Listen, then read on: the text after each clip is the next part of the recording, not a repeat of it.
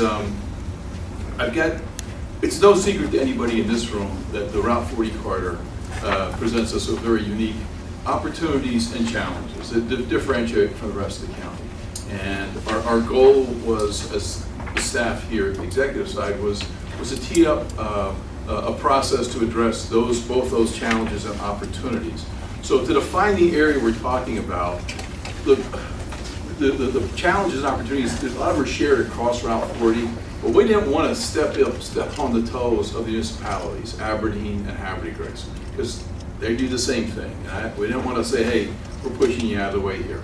So when we say Southern County Taskforce, we basically mean everything on Route 40 in Harford County, except for what's in Aberdeen and Harford County. Although we're anxious to work with the two municipalities, but we're going to be focusing our efforts specifically on the Harford County outside of those municipalities, all right? But we want interface, we want dialogue, we want their ideas. We're not trying to exclude, just don't want to intervene upon their goals. How do you do? So the process we took is we wanted to be a data-driven approach. We wanted to identify challenges, address concerns, but we wanted to really begin looking at the data. So the process we followed was, we have a pretty good GIS team in our planning and zoning. So we have a pretty good GIS team in our planning and zoning. All of our departments collect a rather substantial amount of data. In addition, there's tons of data from the state, tons of data from the feds. So what we started was a process of just using our GIS division to collect all of that data we can get our hands on and putting it into the GIS system. Then because that's an immense amount of data, we turned to each of our directors who introduced themselves and said, look at the data that pertains to your area, public works, emergency services, housing, and the like. Look at that, pull up that GIS data, sit down with the GIS experts, call that out, see what the data says to you, see how the data speaks to you, identify issues, identify challenges and opportunities. And then once we had done that, which took us a while to do, then we asked them to go back and sit with their respective teams within those directorates and come up with some potential action items. So what we're going to show you today are that analysis and the action items that they proposed. We wanted to pitch it out to you all, some of the community leaders, because we don't see this as a final product. In fact, we see this as a first step, right? This is nowhere near a final product. So what we want to do here today is, I'm going to go through the slides. It's pretty lengthy here. So I'm going to talk through them. We're going to ask you to hold questions other than, I can't hear you, what's that on the slide? But your more detailed thoughts, we're going to actually hold that to the end, and then we're going to have our directors around. Just recognize that the slides are broken down by the various directors' interests, and then we can start having some discussions and dialogues on specific things. But we'll open it up at the end of questions for a while, but I want to give us an opportunity to run through all this stuff, and we will make the full slide deck available to all of you. We'll post it on the county webpage, so if you're worried about, hey, that was kind of fast, you will own this, it will be available.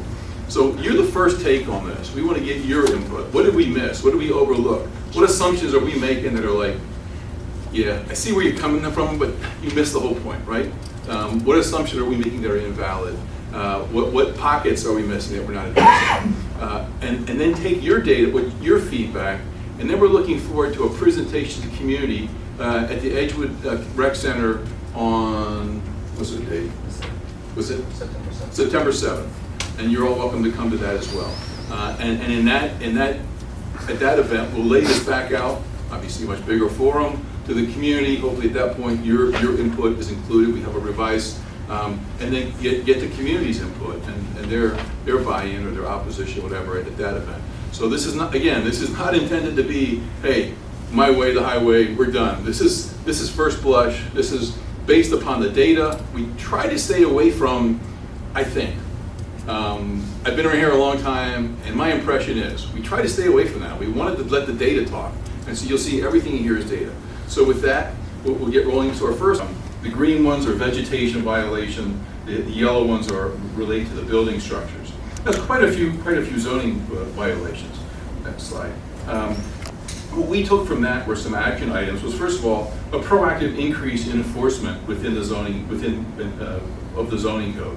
The next thing, just highlighting for action items for planning and zoning, they're going to maintain the database. They're going to continue updating the database, maintain the GIS, keep this current so we can keep working through and answer questions. I'll add that on the data, we're seeing just a tip of the iceberg. The data you're seeing in these maps is the tip of the iceberg. You may say, well, what about? We can pull up the database and say, well, we can overlay that into there.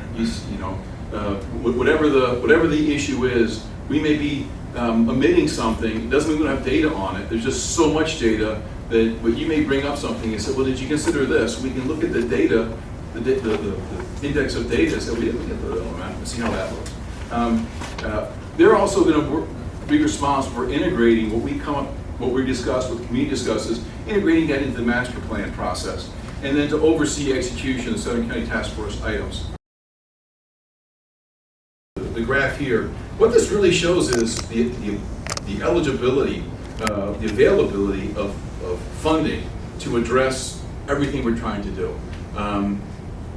We talk about challenges that we have. One of the key opportunities we have in this area is there's a lot of federal and state money targeted towards both minority communities and low income. Well, we've got those folks in the Southern County Task Force area. So what we want to do is grab a hold of that federal and state money that's available to target those communities. Let's go to the action items. Our first is that we reorganized the Department of Housing and Community Services to create enhanced grant writing capability. They're going to have on staff an attorney and a CPA to help them identify and process federal and state grants and move those through. Our goal there is to expand access to the federal and state grants, and you can see some of we're looking at creating at least one revitalization projects using the CDBG Community Development Block Grant funds before the end of the fiscal year, and we're going to apply for Sustainable Communities funding at the maximum level. And we're also going to develop a long-term projects timeline to coincide with the availability of the federal and state funding. And then finally, we want to come up with a home repair program that allows us to provide homeowners with low or no interest loans to complete repairs to their homes. You've got a lot of folks who they own their home, it's theirs, but because of the mortgage plus the living expenses, they don't have money to fix that front door, put the shutter back on, or whatever it is just to make the house look nice. Next slide. We also looked at the livability analysis. What you see on this slide are livability complaints, having to deal with all kind of complaints. And you see these are heat maps. And so the dark yellow blotches here and the red, those are areas of considerable complaints with regard to livability. And that's, rats falling down structures, all that stuff that affects livability in the community. So our action items here is, number one is to develop a livability code. We tried this once before in the county. That sunk like a Led Zeppelin. We've got to really look at how we're doing this. The code we're proposing, we're working on now, and we will have to the council in the fall.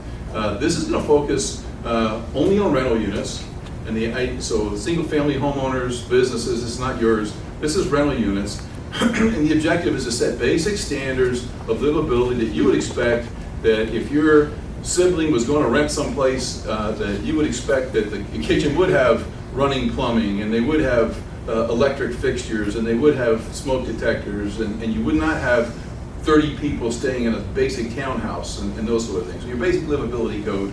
So we'll be coming forward with that, and then we'll a collaborative effort between licensing and permits and housing on the enforcement of that livability code. The intent there is look, if you're going to rent, we love you. We want good landlords. So if you want to be a good landlord, we welcome you with open arms. We want you to come into our county. But if you just want to be the equivalent of a slumlord, we're going to put pressure on you. You need to bow out. You need to sell out. Flip the residence to somebody else who's going to either sell it as a single-family home or make it a livable rental unit. And then a final part of that sort of relates to what we said before about loans is just using available funds to target improvements in owner-occupied residence. So somebody who really is trying, but they lack the income to make it be a more valuable part of the community because you have a personal stake in that community. So if we can increase anything in the area, we want to increase actual owner-occupied units. So what we want to do is next slide, our action item here is to increase owner-occupied residence, and that's using target federal assistance towards covering the closing costs and associated with purchasing these units to really encourage first-time, particularly first-time, but really any home ownership. Adopt a road programs, your little control hotspots. We know that just driving through the task force area, there is a problem with litter. We've got to work hard for that. As an aside, I'm very pleased. This is not related to the county's role, but we've been working consistently. I give a shout out to Public Works and their team with State Highway on improving both the grass cutting, bush maintenance, litter pickup. And if you're paying attention, this year has been substantial improvement in all those areas on the state highway. And I'm just really happy to see that. Our folks meet quarterly right here via this with the state highway senior folks and talk about challenges, lack of mowing, litter control, the like. And so we made great strides on that one. But this focusing on the county side, we've got some adopt a road programs which tend to be successful. So on the action item there is we want to promote the adopt a road program, get more communities out actively helping themselves to enhance the appearance. Next, it's quarterly. We're not hitting as many areas as we probably should be. When I look at the street sweeping programs that are available in Havre de Grace and Aberdeen and Bel Air, they're far more aggressive than the areas outside the municipalities. So we have to address that. Next slide. So our action item here is to expand that program, either through contract or through purchase, and have a dedicated street sweeping capability in that corridor. These are not rural roads. These are roads that have thousands of people living on them every day. You're going to get trash. You're going to get garbage. It's inevitable with that many people using it. And so we want to address this to the same level that we see it being addressed within the by the municipal governments. We're better than them. No, just kidding. If you can do it, so good. Our next slide. These are the neighborhood street lights. We've got a neighborhood street light improvement program right now that has to do with converting them to LEDs. You can see from this chart that we've got the red is the LED conversion is done. The blue are eligible for LED conversion. Next slide. So our action items are to work with BGE to first of all complete the existing inventory, but also to identify gaps in eligible upgrades. And then also to identify areas that are deficient. We've actually got streets in this task force area that are privately owned. And so therefore, there are no street lights, and they're not on our radar for street lights. So we've got to identify those privately owned streets and look at both the condition of the street, but also the lighting on the street, and look at funding available to address those deficiencies. Next slide is a roadside mowing program we alluded to a little bit. You can see on this chart that the red markings are community mowing, so it's happening already. The blue are our roadside mowing that occurs 3 times a year. We need to upgrade this. It's one thing to have foot tall grass on the side of the highway up in Norrisville. It's another thing to have that same thing in the middle of Edgewood, right? One area, it looks kind of quaint and country-like, and the other, it looks like nobody cares. So our action item here is we're going to do an inventory of roadside mowing actively, find out what's not being mowed, why it's not being mowed, and then expand our program as necessary to cover those items. This graph shows the roads that have been resurfaced in the past 3 years. The green, the reds are those that are currently planned, and the blue are roads that are eligible in the future. So our action items, next slide, are to obviously got to continue with executing the current, what we've got there, make sure we maintain our funding for those, add additional funding as available to expand that, and then work with the community to identify gaps. We alluded earlier to private streets. They're not on our radar, and unfortunately what happened with some of these private streets is when the community was built in the 70s, it was a privately owned neighborhood, and the county, in their infinite wisdom, decided to allow people to do privately owned streets, that privately owned street capabilities. And so over the years, those homeowners associations went defunct. Nobody's paving it, nobody's collecting, and there's no plan to address that. As environmental restoration programs, these are your stream restoration, erosion. So you can see the map plots out. The green are the projects that have been completed. The reds are under construction. The blue are under design. And so what we want to do is identify additional potential targets.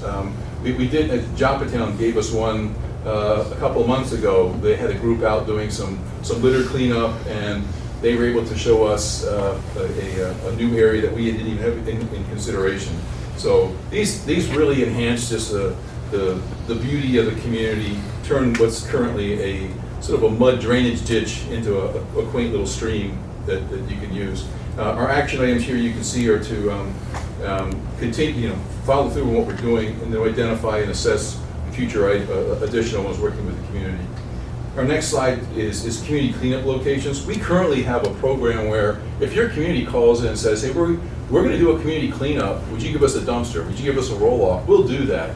And you can see from here where we've got locations that we've done in just this year in 2023, where we've dropped off dumpsters, the big roll-offs. Community comes out, collects garbage, does street cleanups. So the next slide is our action items. We're going to continue to support that. We also want to create a formalized program online, so you can go online and say, hey, can I do this street in Edgewood, from this street to that street? Here's what we want. Here's the kind of support we need. I mean, it doesn't have to be a roll-off. It can just be we provide the bags and the litter pickup equipment, and come by and pick up the garbage that's in the bags. To do with whether the community, the saleability of properties, and really it's that meat and bones. So the first slide here looks at repair history for the past 3 years, and some recent planned developments. So you can see it's fairly intense. We've been doing. There's a lot of land. Unfortunately there are deficiencies through this area. This gets back to some not good governance that went on decades ago that leads to these expensive problems that we have to address. The action items you can see it's originally reserved. We're in construction in process now for a water boosting station, Harford Square.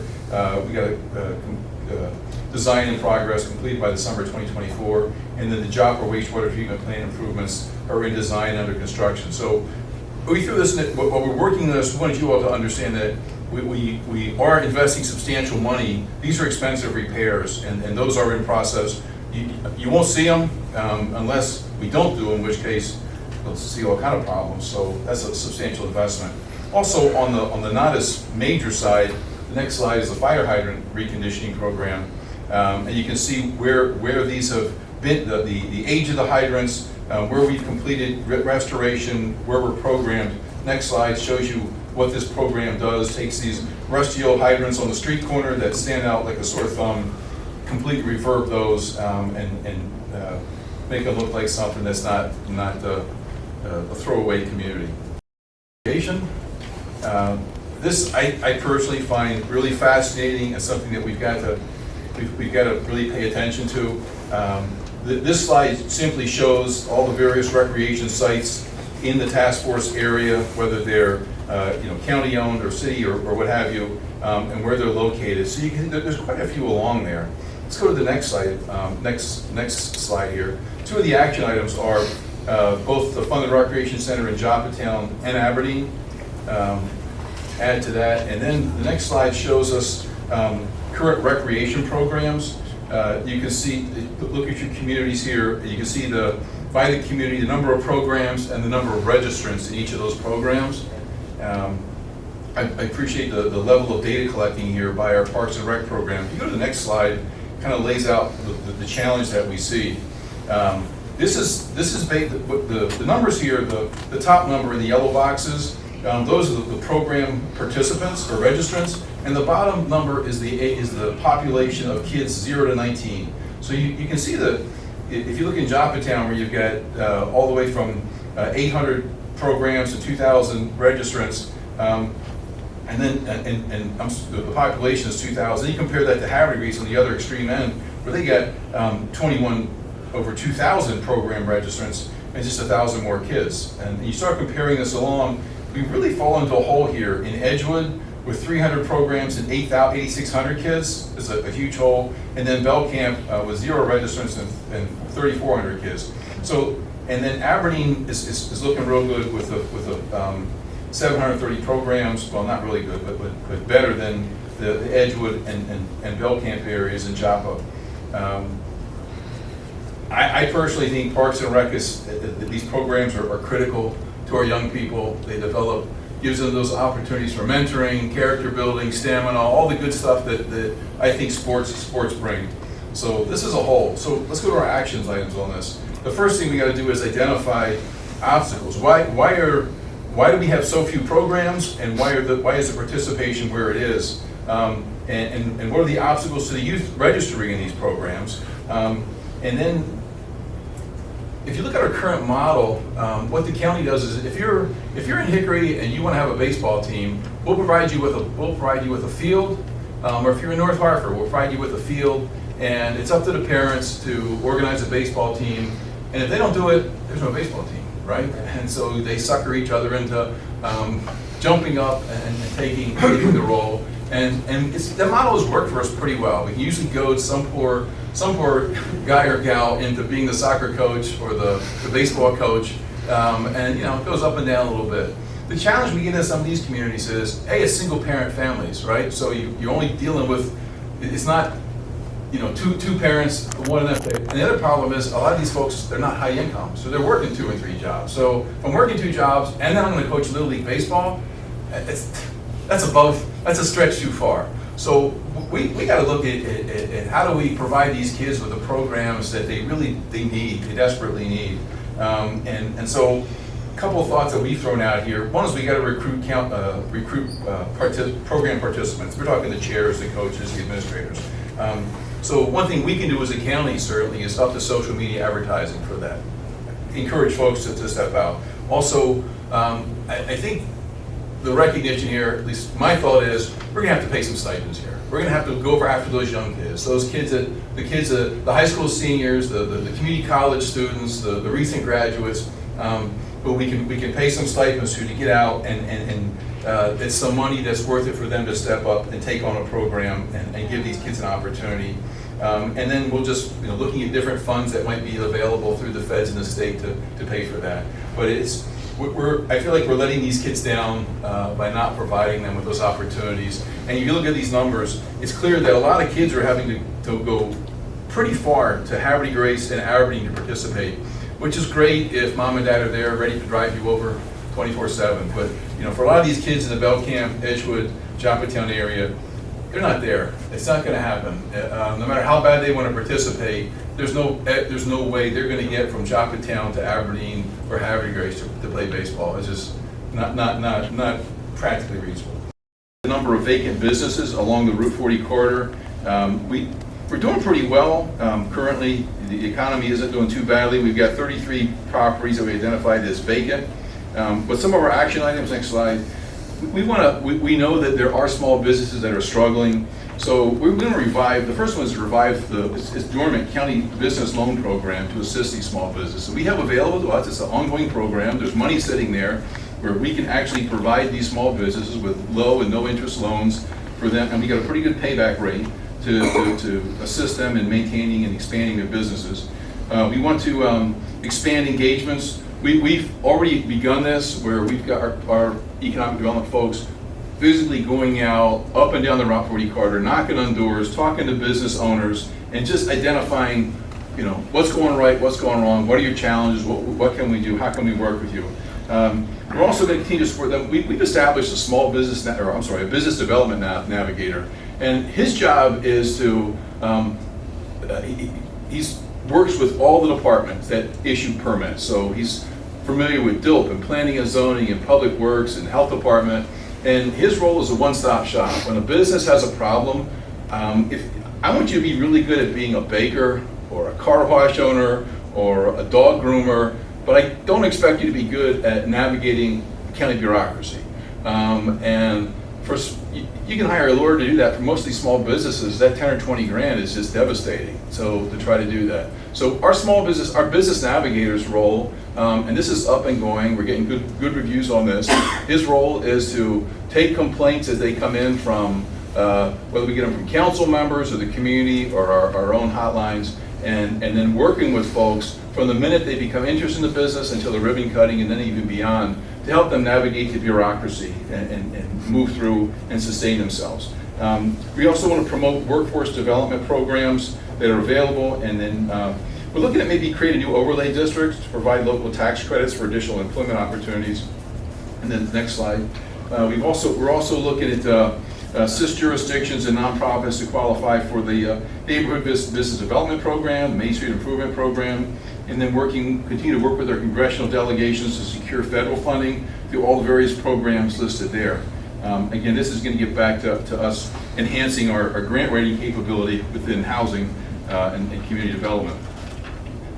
Building permits that were applied for in FY21 in the task force area.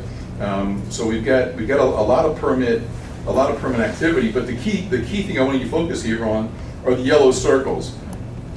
These yellow circles are expired building permits. Well, that means somebody pulled a building permit to do something, and it's either they never did it or they started it and didn't finish it. And that's what we want to talk about. Next slide. The problem with these unfinished permits is that those can lead to unsafe structures, and our interest is peaked because of the number of fires, and we'll talk about that later along this corridor. We've got to pay close attention to the quality of the living and commercial as well that are over there. So our action item here for Department of Inspections, Licensing and Permits is to contact these owners of these properties with the yellow circles and find out what the heck has happened here, and then enhance our enforcement, going around and actually making sure these projects are completed. Next slide is our enforcement cases. This slide reflects that the number of enforcement cases that have been investigated by Department of Inspections, Licensing Permits within the task force area. And you can see it's for a variety. It's abandoned structures, unsafe structures, occupying without a certificate of occupancy, unfenced swimming pools, unpermitted work and improvement. Next action item. So our action items on this one are, one, to update the livability code, which we refer to establish the minimum standards for rental properties to promote health, life, safety, and welfare. And we want to incorporate the updated 2021 International Property Maintenance Code. And then we want to implement the mandatory rental. Part of the livability code would be a mandatory rental registration, which happens in virtually every other county except for Harford. And that's low cost. Have your property inspected and enter it and register it. And then as you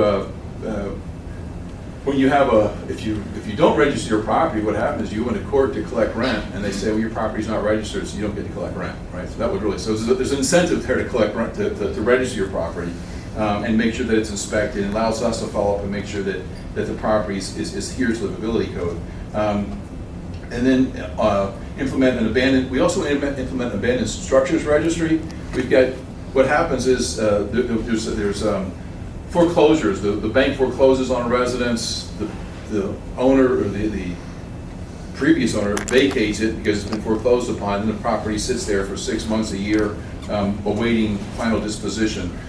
We've got to go after these and make sure that these properties are not just simply left abandoned. You see some of these where you'll have a row of 5 or 6 townhouses, and everybody's done a pretty good job. They look nice, but one of the 5 or 6 just looks like heck, and it just pulls the entire neighborhood down, and there's nobody in it, and the neighbors kind of mow it here and there, but they're not going to invest the money to put the door back on the shutter, and then of course it's a vacant, so somebody gets in there, and then we're going to use penalties to encourage the compliance.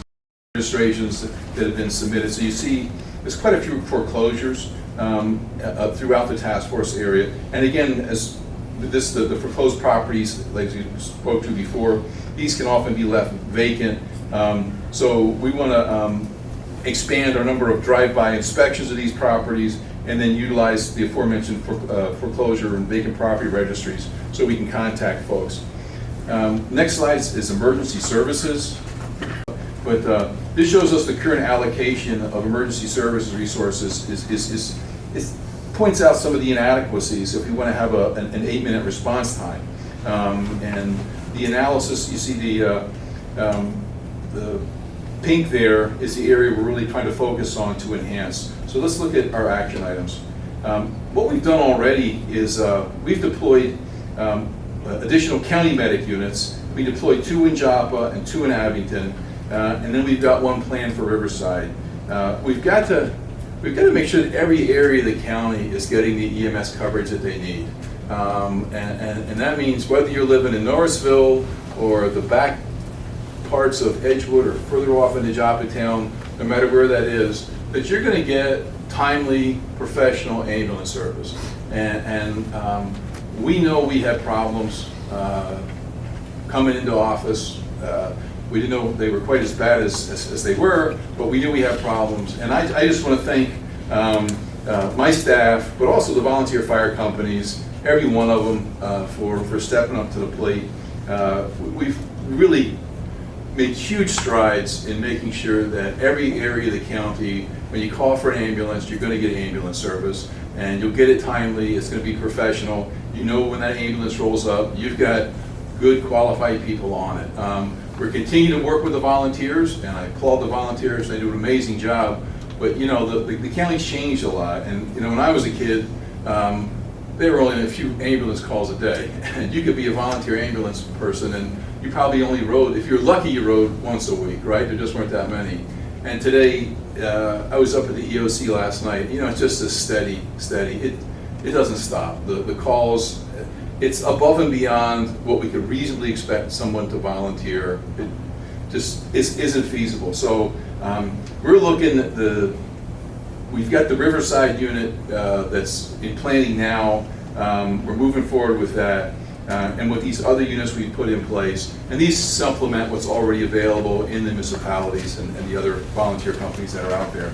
We also want to offer the Prepare Because You Care programs at the Edgewood Community Center to help folks prepare for emergencies and self-help. This map shows the number of structural fires in the Route 40 corridor. This is just really, you know, we probably should have shown you the structural fires in the rest of the county by comparison, but particularly in the Edgewood area, if you look at that concentration, this is really outrageous.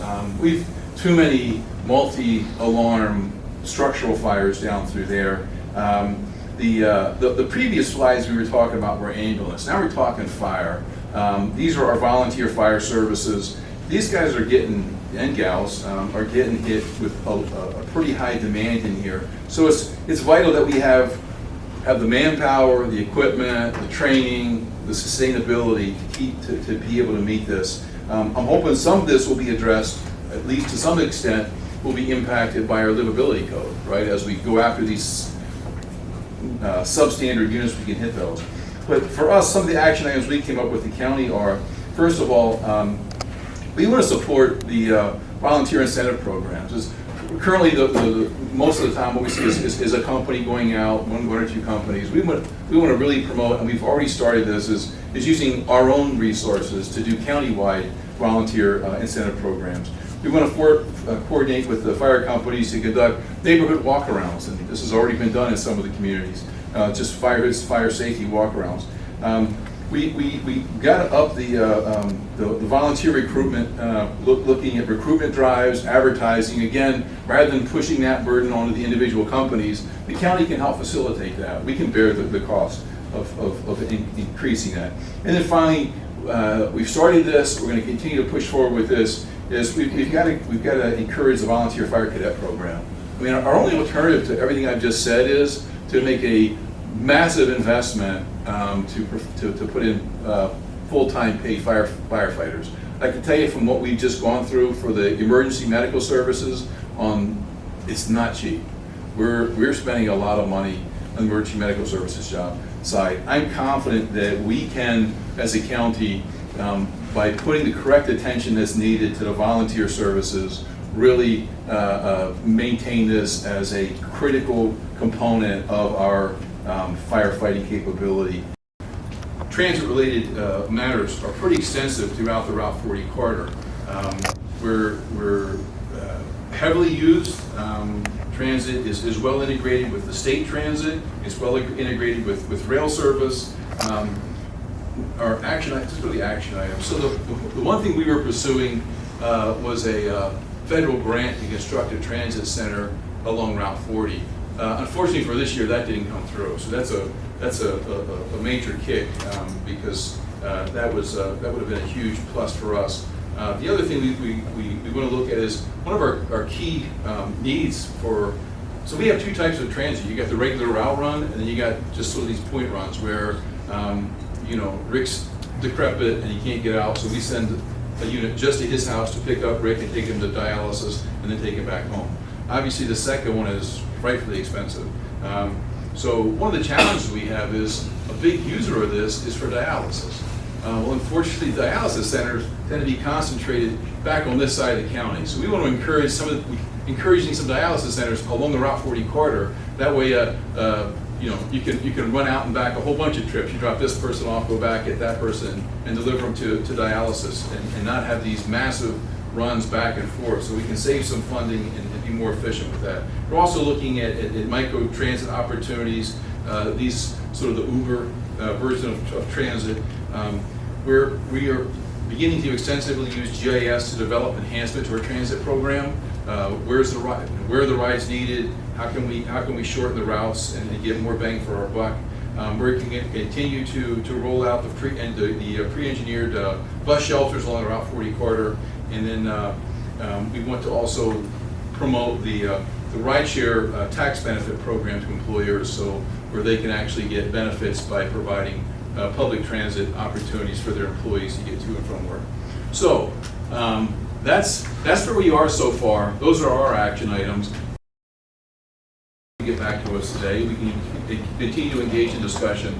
But our objective is to get your feedback, get your suggestions, so that when we come back on September the 7th, that we'll have a much better read on where we need to go, add some more action items in, make some corrections to our slides. It was on the council then. It was a battle with the county executives to try to keep from, we kept wanting to put things in the Southern County, part of the county that were garbage. They wanted to do an incinerator plant, and we had to fight that and kill that. We wanted to put that at the where now Kohl's is, and that was a vacant building at the time. We fought it, we stopped it. Kohl's came in, they bought the building. It was 600,000 square feet. They expanded to 1 million. We now have about 1,300 full-time people working out of the area, working there, and 2,000-3,000 come and work during the holidays. Great for our senior citizens. The livability code, you and I have talked about that. I sent you my copy of my bill that when I was on the council before. That bill failed by a 3-4 vote. And only that bill basically mirrored, for the most part, the 3 municipalities, because the 3 municipalities had livability codes, which is better than we have in the rest of the county. So I'm hoping that when you come up, I certainly will support that. I would also want to thank Parks and Recs for their cooperation and help as you directed them to. They're doing a great job with Mariner Point Park. We're building our new statue. Unfortunately, I left office and then they didn't take care of it and then rotted away, and so we had to build another one. So I certainly want to thank you for that. I also want to thank the county for this construction job that we have on 152, which is absolutely destroying our neighborhood. And I'm glad that with the senators here, because there was a bill, I don't know the exact wording of it, but there was a bill in Annapolis that I believe killed a requirement that if you were building a construction site, you could only build 1/3 of the property at a time, and that was removed. So what they're doing at this construction site, building 388 homes, and it cleared the lane all at the same time. And every time we get rain, it runs down all the streams, comes into the Rumsey Island, and you've seen the pictures and a lot of people have, you know, that there was one guy sent us 3 pictures where the mud was coming up the canal, and you could see the rest of it, and the next was, and then the entire area was covered in mud. And that's the problem that's going to cost us, you know, it disappears, like it's disappeared, but where'd it go? It went to the bottom, keeps filling up, and we're going to have problems. So I had a couple questions. Is there a breakdown of who is responsible when it comes to zoning? You know, because what I see happening is a lot of this belongs to the state, this belongs to the county, this belongs to the municipality, and then things are not getting resolved specifically because you have that breakdown. So how's your office working to make sure that everyone is involved and included in that, so that we can get some resolve? Yeah, so this is the beginning for groups that are out there to take the question. But that's a different process. Those are already there, where we listen to the community and the feedback comes back to address issues. So we're not going to change that process. These will be integrated, but that process is still going to be there. As far as this process moving forward, it's my intent that we're going to have a local office for citizens to come to as we're moving forward, and they'll actually be able to say, hey, here's the county office right on Route 40, and here's my issue, here's what you're doing isn't working, or you missed this, or you did a bad job on that. So we intend to be down there on Route 40, listening to the community, talking to the community, getting out, seeing how our implementation's working. We'll have a physical presence there. That's their job, is to make sure that the action plan that we come up with will have a person or persons with an office on Route 40 full-time to make sure, and their job is to make sure that these action items are moving forward and identify blockades and then also receive feedback from the community. They'll go out with their own eyes and see what's not working, but also feedback from the community. And we want them to have a relationship with the community. So, you know, make contact with the churches and the schools and all, so they know who they are and hear the complaints, the issues, the feedback. We want to move forward. We don't want to just develop suggestions or check the box. These are action items. We call them action items because they're supposed to produce action. And sure, some will move faster. Others we're going to undoubtedly find big hurdles, but we want to identify that and move forward. We're not interested in PowerPoint presentations, although we did one. That's not our end goal. Our end goal is meaningful change on the ground. Okay. So we're going to be happy to work with you all on that. With the livability code, would that apply to HUD homes? Because we're already experiencing. Well, no, HUD homes have their own. Where's Barbara? They do have their own current livability requirements, but I don't know that they would be exempt from if we do something more stringent, would that apply to the homes, or are they still on their own standards, you know? Well, we don't really count HUD homes. Are you talking about rentals that are using the housing choice voucher? Yes. So they are currently. On those kind of things, because they're big eyesores. Yeah. Any thoughts? Between housing and DPW, what happens on those? I've checked on that recently. It's an insurance issue. They're still investigating that. They can't move until insurances get straight. It's 5 different houses. Yeah. You know, they all have different insurances, and it's complicated matters. Thank you for having this meeting.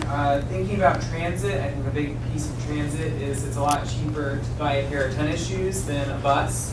And so walkability. If you're looking for tennis shoe grants, I'm all in. Buses are really expensive. Walkability is huge. Yeah. You know, I met with a family in Belcamp recently. You can see a grocery store from their house, but cannot reach it because they don't own a car. Yeah. And there's a huge road blocking them from the grocery store.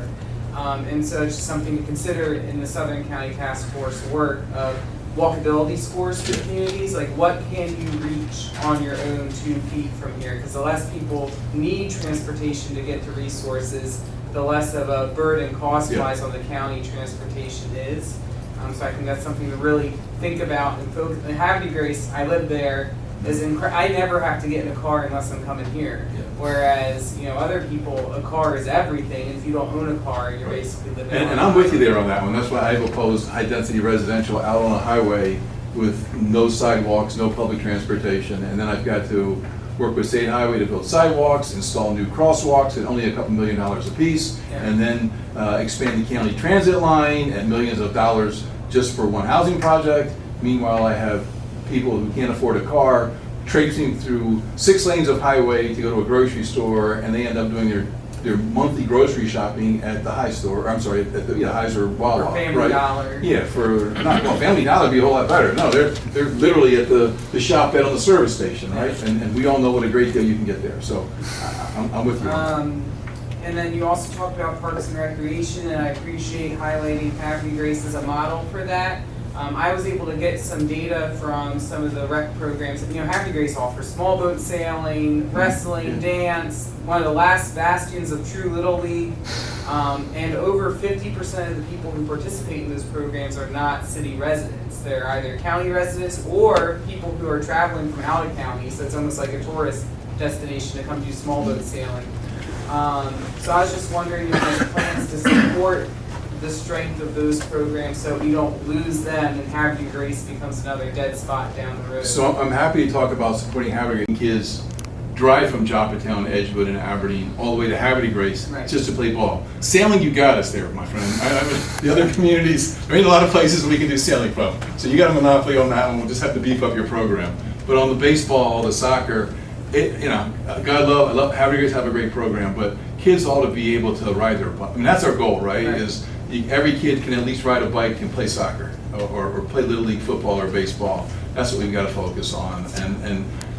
Look, as a kid, I grew up here in Bel Air. I could play any sport I want as long as I took myself to and from.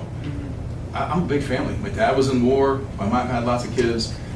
My parents never saw me play a single sport until I was in high school because there was nobody there, right? And it was walk or ride your bike. And I'm not unique. There's a lot of me along Edgewood and Joppatown right now where Junior can play anything you want, but I don't got a car or I'm at work and Junior wants to. And it's really, it's a failure when he can't get that discipline, that all those benefits of sports just because the nearest baseball field is 5 miles away and 2 highways.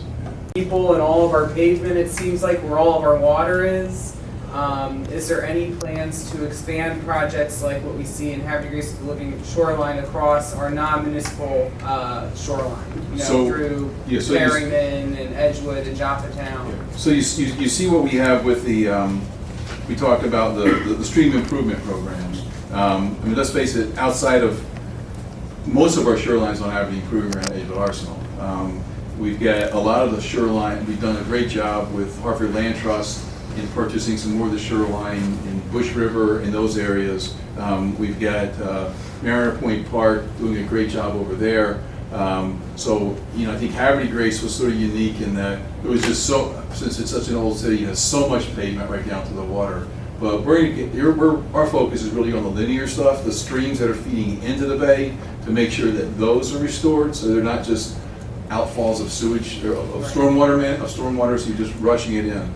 And so that's what Joe Seamack and his restoration program, is that linear stuff going in. So. Yep, that's everything. Trying to get the administration to take note of some of the major issues that we've had.